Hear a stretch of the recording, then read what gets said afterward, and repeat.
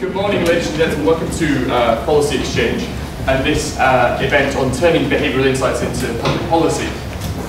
It's a huge pleasure to have Professor Thaler here this morning for all kinds of different reasons. As you all know, he is a professor at the University of Chicago, and he is one of the world's leading experts on behavioural finance.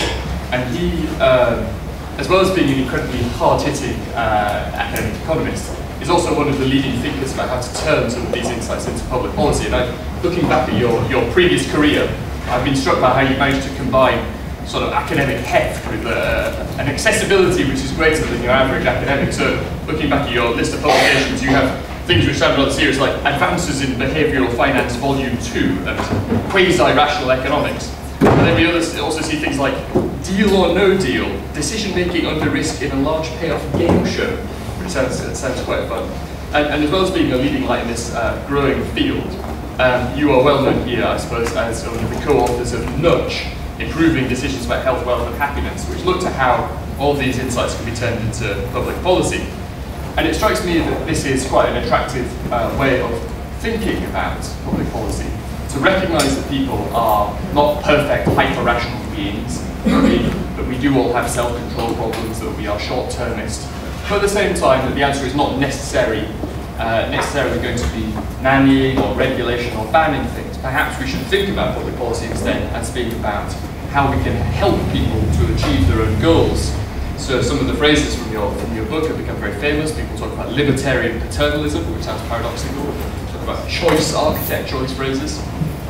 And all of these ways of thinking about public policy are now being explored in a very exciting part of the Cabinet Office called the Behavioural Insights Team, which David Halper is running. David himself is a very interesting thinker. Maybe you have read his book, The Hidden Wealth of Nations, which is, in a sense, an intellectual exploration of the idea of the big society. And I'm really going to hand over to David to explain a bit more about what's going on inside the Behavioural Insights team. I'm not going to take very long, don't worry, I'm just Richard's warm-up back today. But we're actually delighted that Richard's always been working closely with. Actually, really was involved in this before I was, probably. I mean, in terms of the government work. We try and give him bad food when he comes over and generally dissuade him. That's right. It's one of the best things is experiments. We're trying to see if we can adjust his incentive, so he's reinterpreting why he's doing these things for us. But just very concisely, I mean, the behavioural insight team is very small, it's about 8 people in total. We work across a lot of policy areas. Early priorities being health, consumer empowerment, quite a bit of work on. We actually just last week put out a paper on green issues, which is, again, one of the characteristics you'll see of our approach. It's lots of, rather than just big sweet policies, a lot of experiments actually, trying out alternatives to encourage people to want to insulate their home more and so on. And we're also doing work on crime, fraud and error. So I don't want to say very much more. If there are questions you want to talk about in relation to our work, but really, I think we want to hear Richard. Yeah, and so the point of this morning really is to have a conversation. I was going to try and get everyone around a table so we could all have breakfast together, but I'm afraid too many of you are interested. But the goal of this session is to be very informal and just a kind of conversation. So Richard, do you want to say a few words to kick us off and then we'll have some questions? Sure. So, yeah, I suggested that we dispense with a formal presentation. That suggestion was not only based on sloth, though partly. So that, because I think probably most of you are familiar with some of the basic ideas. So let me just say a couple of things and then throw it open to a conversation. Let me begin by a story. I was at some sort of event in the States, and I was sitting next to a gentleman who had been the president of the New York Fed before Tim Geithner. That was the job Tim Geithner had before he became Secretary of Treasury. And so he's talking to me about what I do, and I said, well, I was describing the basic ideas of nudge, and I said, really it all boils down to one thing, that if you want to encourage people to do something, make it easier for them to do it. He looks at me and he says, that's what makes you a fucking genius. Now, I mean, it's kind of remarkable, right? I mean, I probably had said the most obvious thing that anyone could possibly say, but to an economist, which is what he was, this was a brilliant insight. And so that's really, I mean, in a sense, all we're about doing is figuring out ways that if people want to be healthier or greener or have more saved up for retirement or donate their organs if they run into a telephone pole, that we make it easier for them to accomplish that. The other point I would like to make is I think the critics of our approach I often find have not read past page 3 of our book. And I think you should read at least, say, 5 pages before you launch into an attack. So the book starts with what was, when we wrote it, a purely hypothetical example. The example is that somebody has done some research on school cafeterias and has discovered that the way in which you arrange the food influences what the kids eat. And then we pose the question, well, armed with that information, what should you do? So we've had 2 sorts of criticisms to that. One is that using this idea surely won't work. And second is that this is obviously extremely evil. Now, of course, those 2 ideas are mutually contradictory. Right? Either we're inept or pernicious, not both. So the answer to the 2 things is, one, that example has now gone beyond the realm of the hypothetical.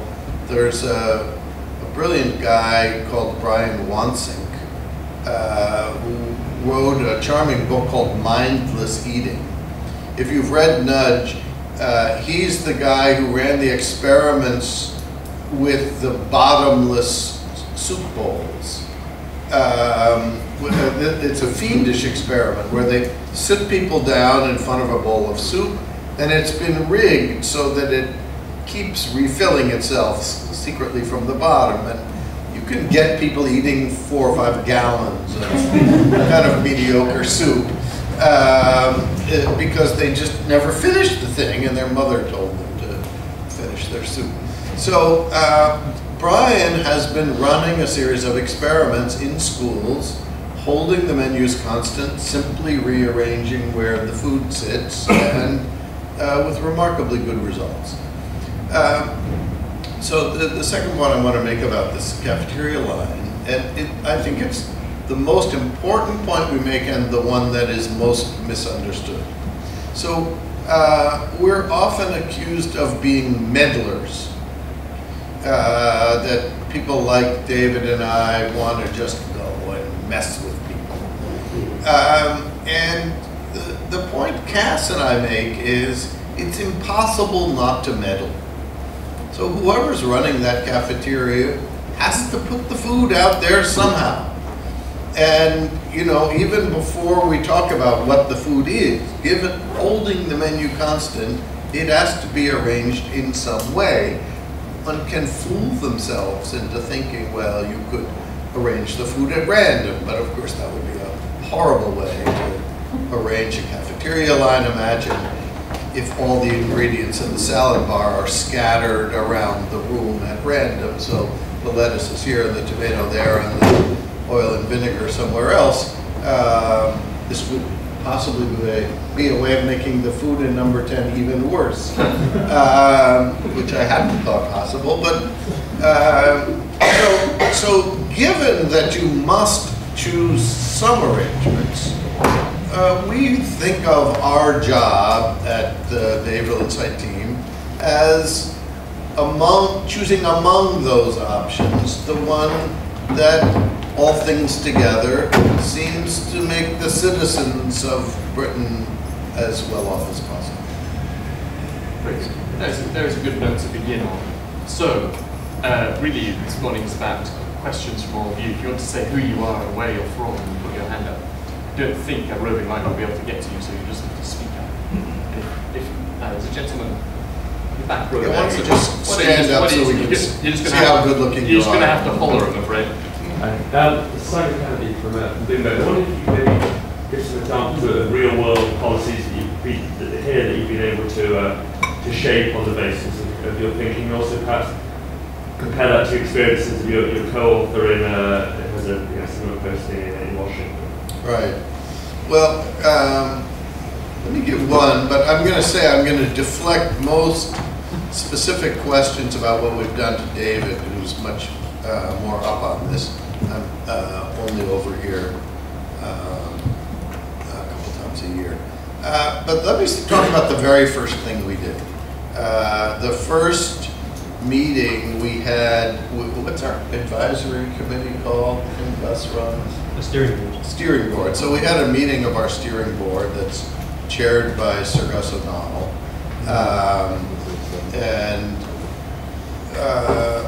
We started talking about organ donations. So here are the facts. Most countries have adopted one of two systems, either opt-in or out. In the US, in 48 of the 50 states, it's an opt-in system. If you want to donate your organs, you have to do something, sign up for something. In many European countries, most prominently Spain, they have adopted something they call presumed consent. So you are presumed to give your consent unless you've signed some form.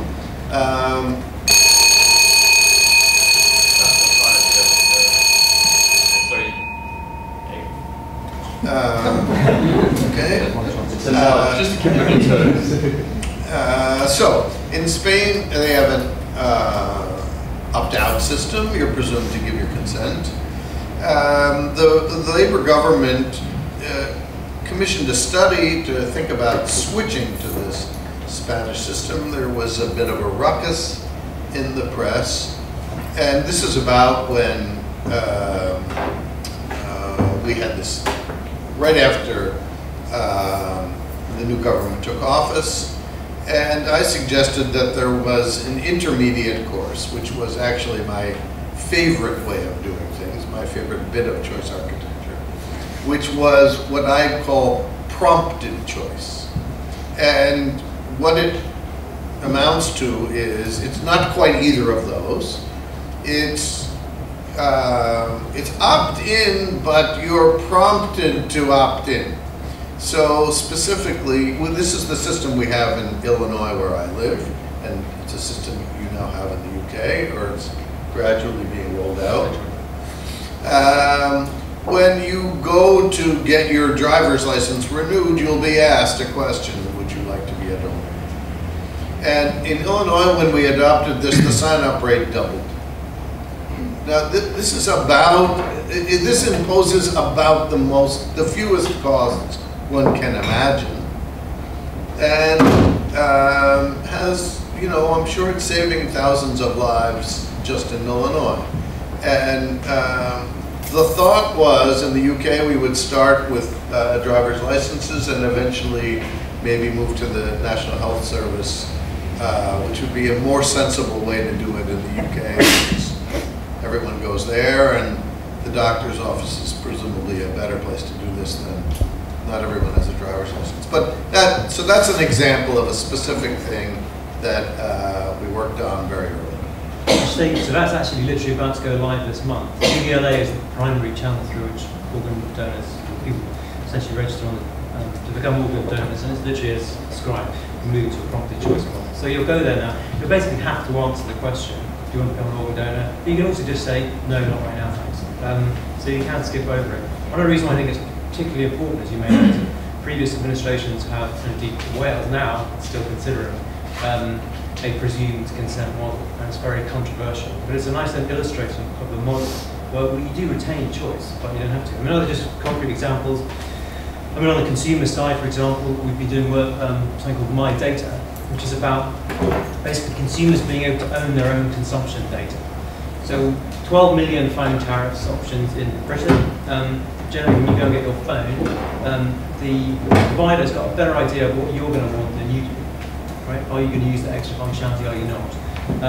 If you own your own consumption data, you open the possibility of a world where you can do vendor management instead of the other way around. Now, you personally might not do that. Often you'll probably go to a switching site where they'll be able to use your data, or a mortgage, or a credit card, or whatever. But it's a way of dealing with a whole swathe of kind of behavioural issues, where when we're in a hurry in life, we don't have time to make any choices. There are other quick examples. I said, reading the papers. Actually, let me just pick up on that one, because there was a question of what Cass has been up to. I would say this is the initiative that has gotten the most traction in the U.S., almost completely under the radar. But there's a group, interdepartmental group in the U.S. that is trying to think about how to work on these very same issues.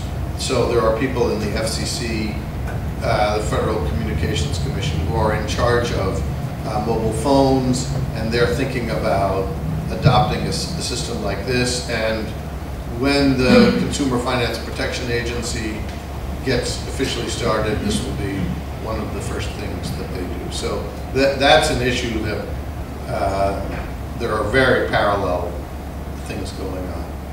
Go ahead. Well, I just could mention a couple of other examples just from other areas. So on the green side, a really interesting question is, why don't people insulate their homes? Even there's one provider says, even when we give it away, people don't do it.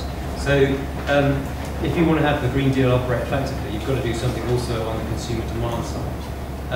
And the detail that matters greatly.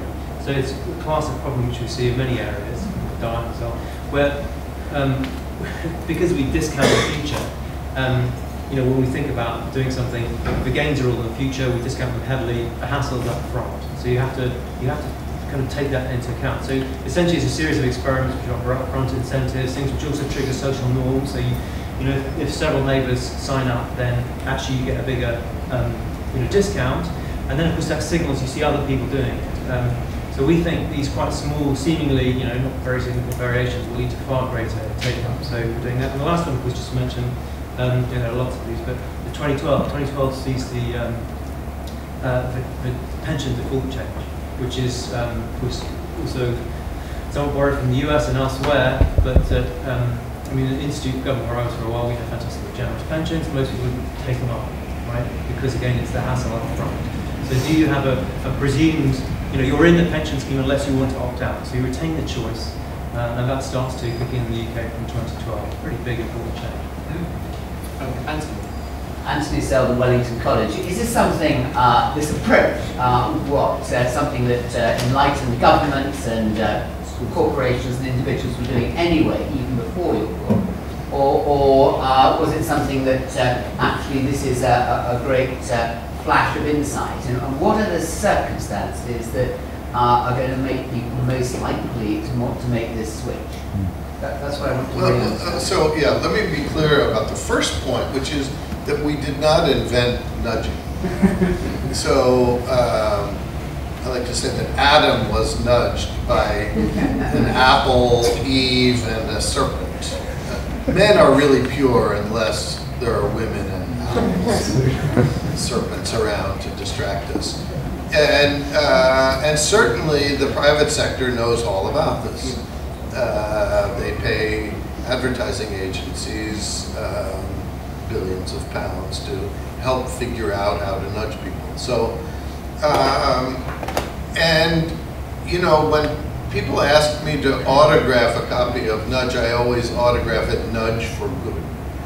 And that is my hope, not my belief. So when I'm over here actually for a week teaching in the University of Chicago as an executive MBA program we offer in London. I'm here to teach for a week. And I'm always telling my students, look, I'm giving you a bag of tools, it's up to you how to use them. So, you know, Bernie Madoff was an expert at nudging. And so one needs to be cynical. There are Bernie Madoffs out there. How can we create a world that doesn't present true financial entrepreneurs, but makes it less likely people will be taken in by the Bernie Madoffs of the world? Sorry, just say one quick thing. I mean, we always thought, well, a lot of people think, well, corporates are very, very good at this. They actually are much better generally in the US in terms of their skill. But often it's emerged almost into an evolutionary approach. So firms try out different things and then actually they figure out, or Madoffs figure out what works and what doesn't. But obviously we've been doing it for a long time. One of my favourite examples of everyday nudging, right, is what you see around on the roads all the time. So in Manny Corner in the 1920s, outside Birmingham, they kept having car crashes on a particular dangerous bit of road or whatever. And someone had the bright idea, why don't we put a white line down the middle of the road? It's the first time it happened in the UK. It actually was an experiment, literally. And sure enough, the number of accidents dropped. It deeply infringes on your personal liberty, the idea there's a line in the middle of the road. But it's a pretty obvious nudge. Jeremy, then. Yes, thank you, Neil. Jeremy Thomas, Interested Spectator. Assuming such an approach is credible, how far in the present climate do established institutions themselves, at a time where there is, I think certainly in the United Kingdom, a generalized crisis of confidence in politics, in business, and in the people, how far do established institutions have the credibility to pursue such an approach by themselves? And how far, like to take another example, Lord Brown, when he was CEO of British Petroleum earlier in this decade, when they had might it be necessary and indeed helpful to enlist the help of civil society organizations to support this and to recommend such an approach with the credibility that they themselves possess, such as BP in its Beyond Petroleum campaign was able to do with Greenpeace and Friends of the Earth? So it's true that your work is not really just about government, it is also about corporates and everybody else, so they can use these techniques. Well, you know, look, everyone can use these techniques, but I think this is one of the reasons that both here and in the US we're putting so much stress on disclosure and modern disclosure. So this My Data initiative that David was talking about, and the essence of it is let's disclose as much information as possible in raw, usable electronic form. And the idea is that this will create opportunities for the private sector to make use of those data. So here's a simple example. In San Francisco, for years, they had GPS systems on every bus and train. There was a big, you know, I'm imagining, I've never been in this room, but one can imagine there's a room with dots, that the big control room where they know where every bus and train is. And somebody got the idea, well, we have these data. It costs us nothing to make them public. And so they made them public, and now there's an app.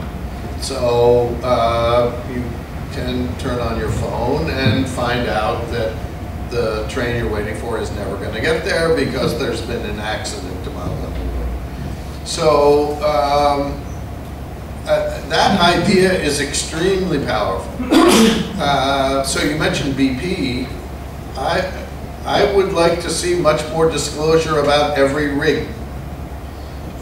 One thing we learned from the oil spill is that we can put a camera right down there at the bottom and monitor it. We all saw more footage of that than we ever wanted to. I mean, just think about this from a different perspective. Suppose there are monitors on every deep oil well that anybody can look at. Investors, regulators, concerned citizens. You know, I don't think there's much privacy issue. maybe there's some proprietary information, I don't know, but you get the idea. So I'm pushing very, very hard on the disclosure front. Now, let me say one other thing about that. When I say that, and I've had big discussions with Elizabeth Warren about this,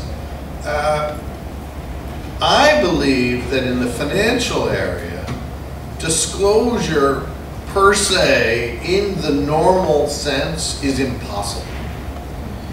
That is, there's simply no way to disclose the terms of a mortgage or a credit card in everyday language. Pick up your credit card bill and start reading the fine print. I could give that to my MBA students and they couldn't do it. And furthermore, we can't afford to give every person in society an MBA. So what are we going to do? Again, our answer to that is, let's take all the information on that disclosure, put it in essentially a spreadsheet, and then somebody, some 19-year-old, will create a website, mycreditcard.com, and it will read all the fine print and say, oh, you have that card, watch out. There's some hidden feature in there you should be aware of. David, and then William, and then William. David Davis, House of Commons. I can see that the first decade or two of this technique will be very beneficial. But what worries me is its very subtlety, particularly in the hands of government rather than the hands of the mail, because there are competitors and newspapers, print press and so on, expose mail. And one of the things that is beneficial to government, it serves to correct governments when they make mistakes, at the cost and the visibility of what they're doing. So if you're doing something which is intrinsically almost invisible, you are encouraging governments in the long run to stick by mistakes. Let me give you an example of this technique used for something which is not so ideal. The previous government and the one before it considered introducing ID cards by nudge techniques, if you like, by a voluntarist approach. So eventually it became impossible for the people who weren't subscribers to this to not have identity cards. How do you deal with, as it were, the misuse of nudge techniques? Would you, for example, be in favour of a requirement to disclose every attempt by the government to use nudge? Yes. Well, look, I mean, the devil's in the details. So, you know, I don't think that David, you and the other David are indistinguishable, need to disclose every time they have a thought. But here's what I believe, that any action the government takes, they should be willing to announce. And a principle we explicitly advocate in the book is the government shouldn't adopt any policy it wouldn't be willing to announce. Now let me give you an example from the book. There's a bit of windy road in downtown Chicago, and two big bends where there are many accidents. And the government painted lines on the road, across the road, and the lines get closer and closer together as you approach the apex of the curve, creating the illusion that you are speeding up, which tricks you, if you will, into slowing down. Now, it's not a secret why they did that. I read about it in the newspaper, and that's how it got into the book. Now, some people think that's evil. You know, what can I say? But my feeling is, if the government is willing to say publicly, the reason we're painting these lines on the road is that we think you're probably better off touching the brake before you go through that curve. then all's fair. One thing we've talked about, there's evidence that signs, traffic signs that display your speed work better than cameras issuing tickets and are cheaper. Now, again, I don't think there's any secret as to why that sign is there. And, you know, the last thing I will say is probably the thing that people get most tired of me saying when I'm over here for a week. They march me around to meet with various people, and my mantra is that we can't do evidence-based government without evidence. So I'm full of these really profound, deep thoughts. But that's precisely why when David was talking about the green initiatives, there are lots of little things. And because we don't think we know what works best. But my own contribution to this effort was I thought they should change the name from the Green Deal to the Warm Deal. Well, somebody is going to try that variation. We'll see. Maybe I'm wrong. But we don't want to just go on my intuition or David's intuition. Let's run experiments. It may take 10 or 20 years.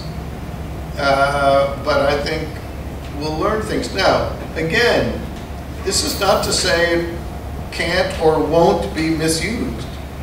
But, you know, Adolf Hitler was the greatest nudger of all time. You know, nobody had to teach him. Can I just say something very briefly, because I think one of the issues will recur is, we might be sort of written about this elsewhere, but you need to twin this approach to getting, you have to maintain public permission, actually, for a lot of it. So, in fact, there are corporate examples now of people, even touching on the My Data stuff, who've got an extraordinary amount of information and they don't use it because they know they are vulnerable to precisely that sort of charge. And government even more so. I mean, this can easily blow up if we don't maintain that. So an everyday example of it is around, you know, if we have something, example of, if government were to ban in some way, you know, chocolate and sweets from every checkout, it might be pretty effective, and many parents might be pleased, and it would also be disastrous. Imagine taking out taking people apart. But if you create a mechanism through which the public can say to supermarkets, if they can do it themselves, well, actually, it'd be quite nice to have guilt-free aisles. Couldn't we have some guilt-free aisles? And essentially, you then give permission to do it. Intriguingly, the one argument that then arises is, well, if you tell everybody exactly what the nature of the mechanism, doesn't that destroy its efficacy? Interesting, it doesn't seem to, for the most part. But even if it did, a little bit lose its effectiveness. That would be a reasonable trade-off to make, in my opinion. William Salomon. I was just wondering about the relationship between nudge and anti-nudge. And what I really mean is, if I can take your example of a pension, so people are automatically signed up unless they sign themselves out. But in our system in this country, if you don't sign up and you don't save, it doesn't really matter because somebody else will pay anyhow. So how far do we need to completely rebalance the system so that you are fixed with the responsibility for the choices that you make, as well as nudging people, as it were the anti-nudge, as where the government says, well, if you don't like my suggestion, it doesn't matter because I'm going to sort it out, you know, I'll solve the problem for you later down the line anyhow. So I'd love your thoughts on that. So, be the next book, anti-nudge. yeah, I'll let Cass write that one. We've thought of the sequel. I'm lobbying for Smudge. But, you know, I am an economist by training. So I believe in incentives and moral hazard. And, you know, none of us need to be reminded about the costs of moral hazard that we're all still paying now and will be for a decade. So, and I see new initiatives every day that appear to have forgotten everything that's happened in the last few years. So, no, we cannot create environments where heads I win, tails I win.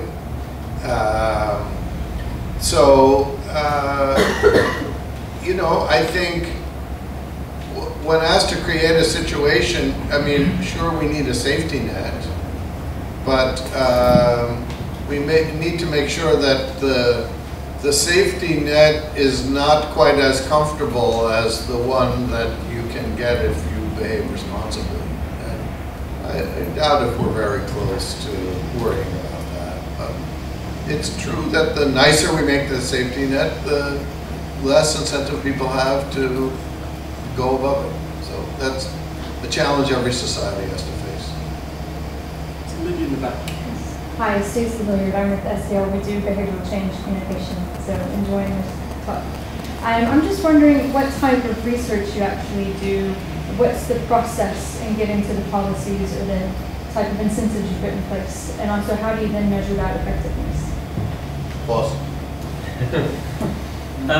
Well, I think one of the things we're trying to do is we collect very large literature. As probably know, it's nudge gives you very good access to it, but these experiments have been run by mainly with US college student schools, but you know, for at least 40 years. And I think they give you a very good starting point for what will be effective or not. But actually, partly because of the nature of what you're dealing with, there's so many effects that are often running in any given context. So our heads are more like a slightly messy democracy than they are some super rational computer.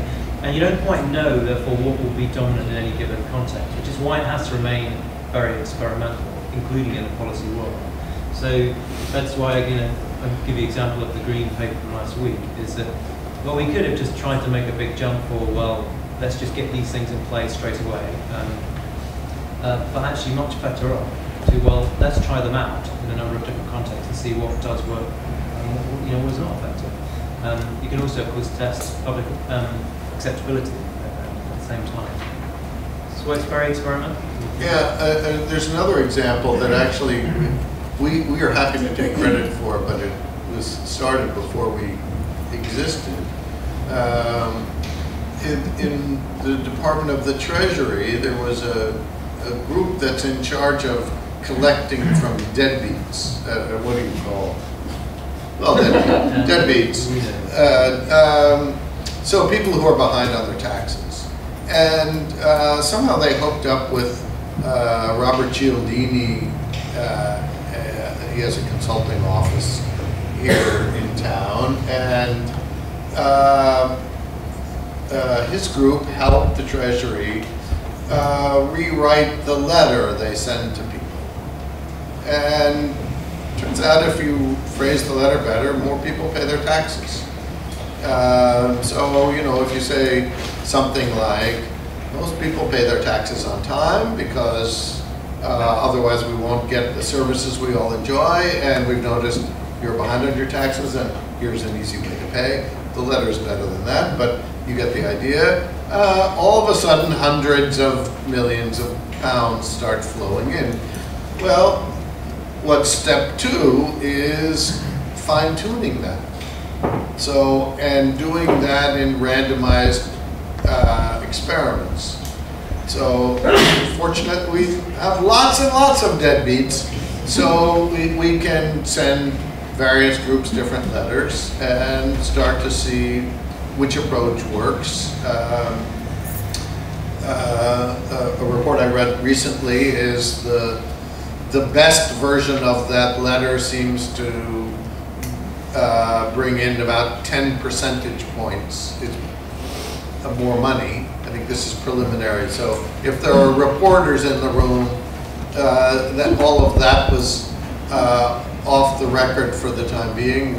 There will be a report soon, but that's the idea of get an idea, try it, experiment, and eventually we're going to send out those letters anyway. Why not send out letters that are more likely to get the desired response? Anne, and then go to Robert. Anne Jenkins, I was just wondering how much input the public can have on this, whether you've got a system of them being able to put in ideas themselves and maybe even a kind of competition and get buy-in and obviously new ideas as well. That would be great, I have to say. I mean, the behavioural insight team is very small, so we basically work with departments. So if we're working with Department of Health or whatever, and because they have a very much bigger operation, yeah, okay, fair, anyway, there are lots of, so we are partly dependent on not only departments but also local authorities and many other people who can sort of apply these approaches. But it would be great to do, as is happening, for example, with the red tape challenge. It's a slightly different issue, but you just put 2,000 regulations out there and you say, well, okay, which ones could stay and which ones could go, and you sort of crowdsource it. And Kate's a link there, because if you want to regulate in one of those areas, you have to think of an alternative way of doing it. So you have to, can you find a nudge or a transparency tool which will do the work of the regulation? So that has been very overtly open. It'd be great to be able to do that more generally. With social media, it must be easy enough to get out there and engage people and then get some good ideas in as well. Right. So I think the point that David's making is that given our tiny footprint, the only way we can work is with agencies. So this tax collecting initiative is with the department that's in charge of that. The green initiative is, there was a group that was charged with seeing whether we could get people to simply do what's in their financial best interest, which is to insulate what I've now learned to call the loft. But they will do the work and they will collect the data, and if we would certainly encourage them to reach out and find out ways from the public, and I agree with you, social media would be a great way to do it. And there's nothing stopping someone from doing that on their own. We would read it. Yeah, I mean, I should say, we do have an academic advisory board as well, so we can at least tune into that. And we get a steady stream of people. The other day, the GP wrote to me with this, an idea about we think we could, we're going to put scales in our waiting rooms, and rather than us doing body, BMI, why don't people do it themselves and come in? Maybe that'd be much more effective. So exactly, the response is that's fantastic. We put them in contact with the relevant, as a kind of school of public health, and run the trial. It'd be great, and then put it up. Very good. Robert? Oh yes, Robert Colville from the Telegraph. I was just wondering, are there any examples from your own efforts or from the literature of this kind of thing having unintended consequences? Because I mean, one of the key lessons of the past 13 years in Britain has been that if someone pulls lever A in Whitehall, it doesn't always sort of lead button B to start blinking. It's things that you do with good intentions in one sphere can have knock-on effects. Yeah, let me give you one example based on organ donations that we talked about before. An unintended consequence of presumed consent is that someone will have an accident and will be brain dead, and the parents or family are there, and they are unsure of the victim's wishes because he or she was only defaulted into consent. So the percentage of times that the family will overrule is much higher than if the person has actively chosen. And so in Illinois, the law that was passed was what they call first-person consent, which is if you sign up to be a donor, it trumps the wishes of your family. So although originally I thought about prompted choice as a compromise between the best, which would be presumed consent, and but politically unappealing, I now think it's actually it's my first choice. Because not only does it not ruffle any feathers, but it will actually, I believe, lead to more, well, this is unpleasant language, but a greater harvest rate, if you will, because so for example, in France, where the law is nominally presumed consent, physicians routinely ask the family anyway. And the family has no clue what the donor's wishes really were. So there are going to be unintended consequences of everything. And that's, again, why we go back to collecting data. And this is the way in which our initiatives mesh with some of the ideas of the big society. So we're very much interested in having very small units of government volunteer to run experiments, and that's happening. And some of the, what's that name of that chap? No, not Steve, from one of the councils. Anyway, there's a very smart guy who's been running some experiments at his local council level, and we'd love to have 100 of them. And then we'll find out what the unintended consequences are. As you say, I mean, there are actually organisations, exactly, organisation, getting people on the register is only a small part of it, so that's the key point. So making the change we've just done, or what's coming into force now, we think probably get an extra 1 million people even within the span of a parliament.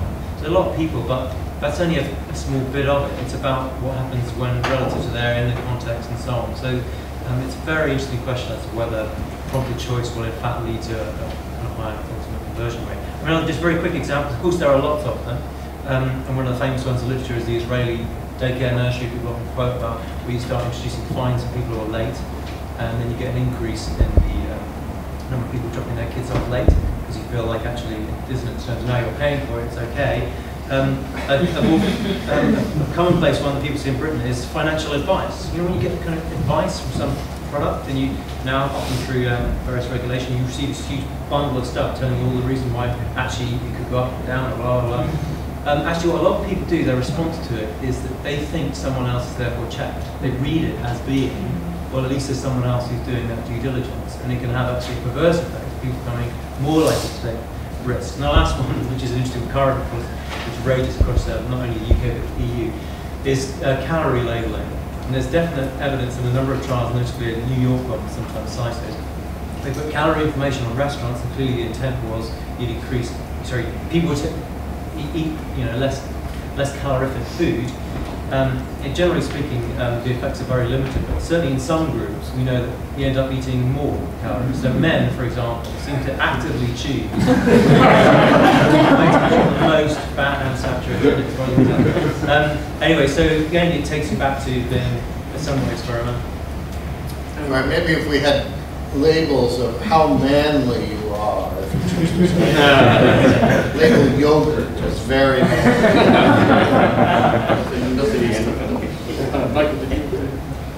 Yeah, I was just wondering, how concerned are you about people using nudge in specifically the right way? Because I go and speak to a lot of people, the governor in this area and obviously in government, and talk to people, oh yeah, great nudging, and it becomes apparent within 5 minutes they haven't really read the book, or they don't really Well, know. first of all, there should be some mandates. Right, so I've been lobbying for a copy of Nudge on every nightstand. So, go ahead. How concerned are you that people may be using, say, nudge, oh yeah, great, so I've heard people talk about nudge, specific things which actually say, nudge is not this, and saying, oh, that's a nudge. Are you bothered about that, or is it just a good thing to get the concept out there, even if it's slightly inaccurate? You know, look, every idea is misunderstood, right? So how many people understand supply and demand? It's it's sort of undeniably true, but we have to teach it. So yeah, I think it's a new idea, and it's a buzzword now, and probably most of the people who use the word, certainly the critics don't understand it. So I'm guessing that the people who think they are advocates may not understand it either. I can tell you there are 8 people in government now who understand it, and they're busy proselytizing and educating, but we've only been at this for a year or so, and there's a long way to go. Can I ask you a related question about the kind of the boundary between this kind of thing and financial incentives? I think that's often where the confusion and the blurring is, and there is a sort of intermediate space that sometimes seems. So, for example, things which are free, completely free, are slightly different to things which are very cheap. People see something as free and think about it differently. When people think about the conversations about whether there should be a sort of a super peak fare on the tube and things like that, it's not so much about the idea that make it a little bit more expensive the price of that will drive people away, but just the fact that there is a slightly higher price might make people think about whether they should change their journey planning. And I don't know if there's anything to say about that sort of boundary between nudging and financial incentives. Well, so let me say that I think the behavioral economics starts with incentives. We're still economists. We think that if you raise the price, people will buy less. Now, but if you make the price more salient, holding the price constant, they will buy more. They will buy less. So, you know, imagine if the thermostat in your flat, instead, when you adjusted the temperature, it gave you pounds per hour, and that varied according to the demand at that time. Well, there's an example I mentioned in the book. I spent a semester visiting INSEAD, the business school outside of Paris, and when you made a phone call there, on the phone it had a running total of how much you were spending, and you know, all of a sudden you'd look down and 35 euros, which was about $1 million at the time. You know, I said, oh, well, sorry, meeting coming up, gotta go. So, you know, I think there's a lot we can do to make the costs of things more salient. And that, in many cases, will be more powerful than raising the price. I will, if you want. No questions. I mean, I do think there's a common thing, which is often people just, for some reason, they often interpret another program to exclude the financial instrument or information. Of course, there's lots of other things in there, but it's particularly on the financial side, it's the redesigning, the shaping of incentives. David? Yeah, thanks. Do shout. Sorry, couple of questions about the 2012 pension reforms. Firstly, do you have any evidence as to whether people who wouldn't have opted in, wouldn't have opted into a pension scheme but stay in, not to be involved, and to value that as higher than people who would have signalled the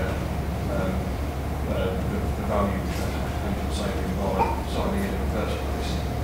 And the second question is that when David described the policy earlier, the policy is a little bit stronger than what he said. He said that the presumption will be that you're saving and actually choose to opt out. The way the rules have been written will actually mean that you're saving until you choose to opt out. So you can't turn up in the first day of a new job, tell your employer, I really don't want to join a pension scheme, please don't put me in. Instead, the employers have to put you in, then you've got the window in which you can opt out, and that may or may not be in time to stop the first month's deduction contributions being done from your pay and then refunded. When employers told DWP this might be going a bit far, the answer was, well, the behavioural economists say this is really important in order to make policy work. I suppose quite hard to ask a behavioural economist really. Well, okay, it wasn't this behavioral economist who gave them that advice, but I mean, I'm sure that's right, that if it's already started, that will make it less likely people will drop out. I don't know of any good research on your first question. which is, if I've been automatically enrolled, will I value the pension less? Freud believed that if you didn't pay for the therapy, you wouldn't value it. Although that certainly could be a self-serving view.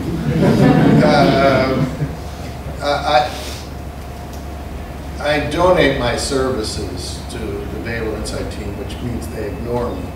But you got, you get that extra intrinsic. Yes, yes. I have a warm glow as a result. So I think it is an interesting question, and again, all of these details do matter, and one could easily quibble with that rule and say that's gone a step too far, and of course it could be adjusted. I'm sure that rule was well-meaning, and we'll see whether anybody complains. I can tell you, in the U.S. where we've had automatic enrollment, the dropout rate is tiny. I mean, it's in the few percent. Now, whether those people are just clueless and don't even know they're in a plan that they could drop out of, I'm sure there's a big segment like that, or whether they realize this is good for them and are happy, I don't know. Now, the same is true for the Save More Tomorrow program that I helped create, where you automatically increase the contributions annually when people get raises. Once people start out in that program, they tend to stick.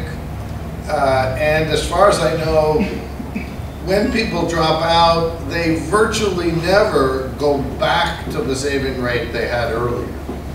All they do is stop the increases.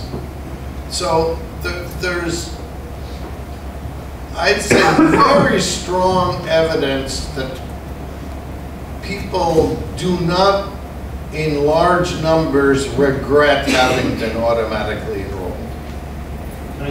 There's some data on which exactly the same, it's very close to it. So from the US now particularly, we know that it's incredibly popular. So it gets better than 90%, sort of, if you ask people, you ask the workers, not employers, do you think it's a good idea, do you like the scheme? And it's better than 90%. And even amongst the few who drop out, who are dropped out, it's better than 75% in terms of supporting the scheme. They like it, even though they said it's not for them right now.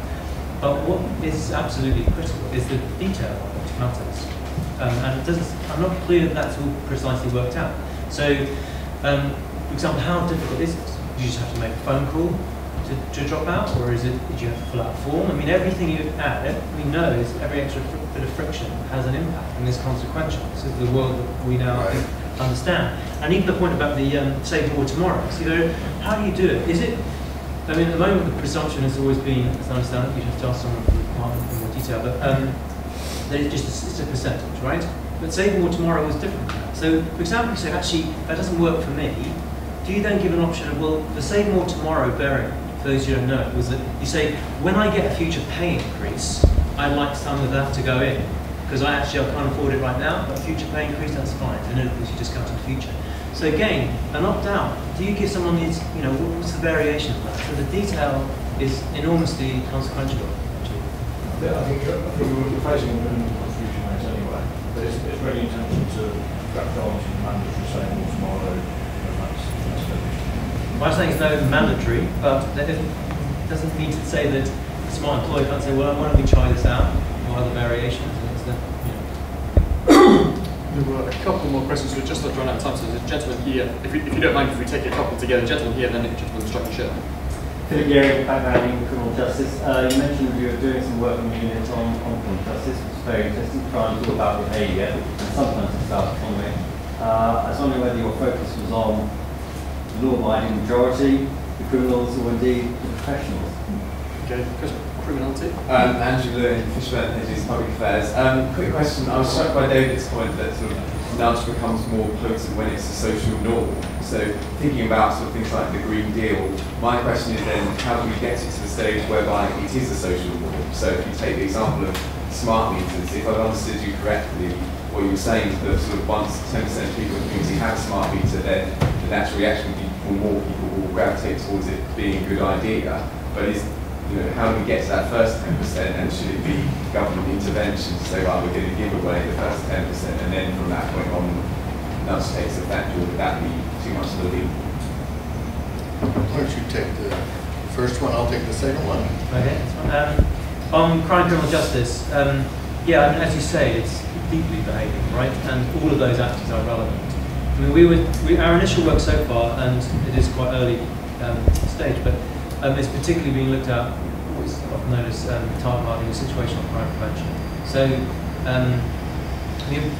for those who don't know this area, some of the biggest, arguably the biggest successes in crime criminal justice in relation to false crime have been in that area. So the classic one is theft from cars, theft of cars. Right? So the transparency, and this is an interesting example. So when it became clear, well, people started publishing lists of, well, it's really easy to nick a Ford, basically. Then all of a sudden, what was a shrouded characteristic then becomes relevant to consumers, and car manufacturers start making their cars harder to steal, and it's a really powerful driver of crime reduction. But let's take a nice contemporary example then. You know how many mobile phones go over in a year? I reckon it's about 850,000. Good stat on this, apparently the most popular phone in Russia is a Motorola, which is not sold in Russia. It's telling you something about what's going on. So, but those characteristics of phones, it's sort of shrouded. Are you aware of how nickable different kinds of phones are? Because you're going to be carrying on your phone, your wallet, basically, very soon. There's no doubt that you can come up with lots of ways to make phones harder to reuse, actually. Proximity tags and so on and so on.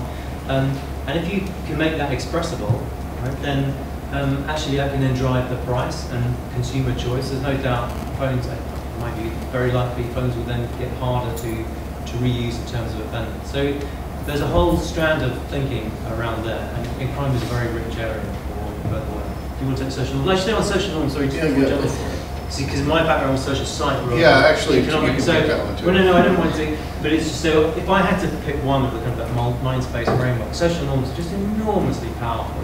A nice recent experiment by Berger, whoever actually, it's an everyday example again, and it's a lift next to some stairs, and they try a sign, and they say, they've got a sign, it's much healthier to take the stairs, why did you try it? Put it right next to the lift, there's absolutely nothing at all, absolutely nothing, which is often true for a lot of informational campaigns. They then change it to a sign which just says, most people take the stairs, why did you try it? That leads to a nearly 50% increase in the number of people taking the stairs. And even when you then take the sign away, you carry on with a higher level of use because you're seeing other people doing it. So, I mean, smart meters, if it was only 10%, that doesn't really, it doesn't sound like that means 90% are not. I mean, smart meters are relevant because you can then, in how the data is used, you can see what your usage is relative to others rather than just your pounds and pence, which turns out to be consequential. But one of the issues in many areas of sort of green activity is that you don't see it. So a contrast sometimes made between composting, which you never see for the most part when it's done, and nobody ever took on. Whereas recycling is much more public. You see it, you see the bins, you see the activity. So insulation you don't normally see, but if you use the design of incentives such that it requires, if 5 of your neighbours also join up, as it happens, there's a real gain because it's cheaper to insulate in those contexts. And now you're aware of the fact that most of your neighbours are also doing this. It starts to trigger a social norm. And what we know from other areas suggests that will be very, very powerful. I agree with all of that. I guess here's my economist hat on this. I have a little frustration because we know social norms are so important. We don't know a lot about how to change them. So let me give you one kind of trivial example that has been enormously successful, at least in the US, which is people now clean up after their dogs. Now, I don't know how that happened. 20 years ago, people didn't. Now, at least in the neighborhood I live in Chicago, when you see somebody out walking their dog, they're carrying a little plastic bag. that it's not law enforcement. I think there is a law on the books, but I can't imagine anyone has ever been busted for not cleaning up after their dog. But they'll be scolded. So in that case, the nanny is possibly a nanny. Now, I think, you know, I think this has been very good for walking around the park. But I don't think, maybe David would disagree, but I don't think we quite yet have the recipe. So we can use Bob Cialdini's trick and tell people, look, most people are cleaning up after their dog, you should too. But until we get most people cleaning up after the dog, we can't use that trick. And so, I mean, there are campaigns one can run. We talk about one in the book about an anti-littering campaign in Texas where they had Don't Mess with Texas, and a campaign using Dallas Cowboy football players that seemed to be effective, but there's a lot more to learn about how to best use these sorts of tools. One problem is that David is unusual, that social psychologists, for one reason or another, have not engaged in public policy. David is a unique species. And, you know, where my friend Danny Kahneman always complains that economists have a monopoly on giving advice to governments. And he's a psychologist, and we would do well to listen to him occasionally, and David and other people like David. So, but there's a lot more to learn about that, and 20 years from now we'll be better at it. There was time for just two last questions. The gentleman in striped shirt at the back and the lady in a black jacket. So Jonathan Stern from Consumer Focus. Speak up a little. Jonathan Stern from Consumer Focus. I was quite interested in how this links to different income groups. So for example, if we're trying to encourage people to switch energy supplier, if you're on a low income and you can't get access to direct debit or online broadband, you're not going to get the cheapest deal. So you actually have barriers there that stop people getting the cheapest deal and actually changing their behaviour. So I'm interested to see how you think this links to different income groups. You know, I think this doesn't always cut the same way. So I've actually had people, I've read attacks on this, that it is just a redistribution plan from the sophisticated to the unsophisticated, and thus bad.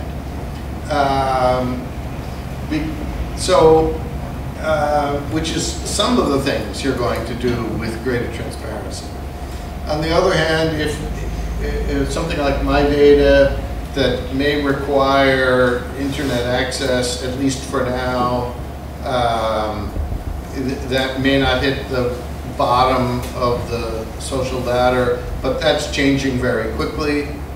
And so I think it's an issue we are certainly well aware of, and you may want to reach out.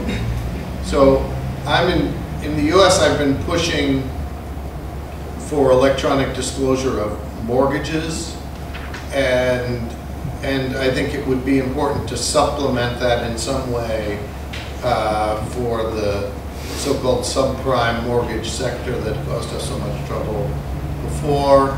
Everyone has access to a computer in a community center or a library, and you can, so there was one program in the US for what are called reverse mortgages, where you sell a part of your home for an annuity, where they required some counseling before you got that mortgage. And one could imagine something like that,